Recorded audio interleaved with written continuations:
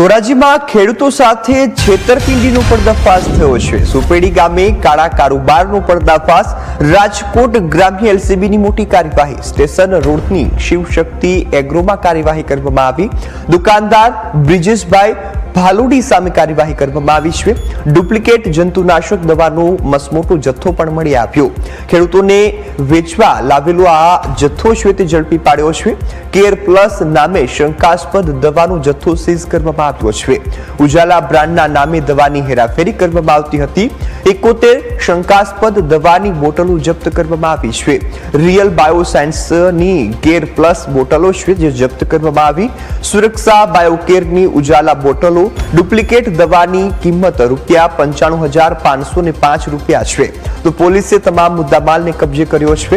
Dhoraji police સ્ટેશનમાં જાણવા જોગ નોંધ પણ લેવામાં આવી છે અને વધુ તપાસ હાથ ધરવામાં આવી છે।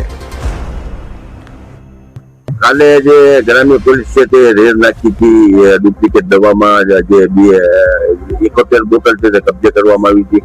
હા, શંકાસ્પદ બોટલ હતી ને એ કબજે કરી ગયા છે।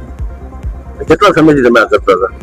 તો અમારે બસ 1.5 વર્ષથી આ ધંધો કરીએ છીએ। 1.5 વર્ષથી? અને આ તમે મંગાવતા ક્યાંથી હતા? અમે આ સાપરની દવા આવતી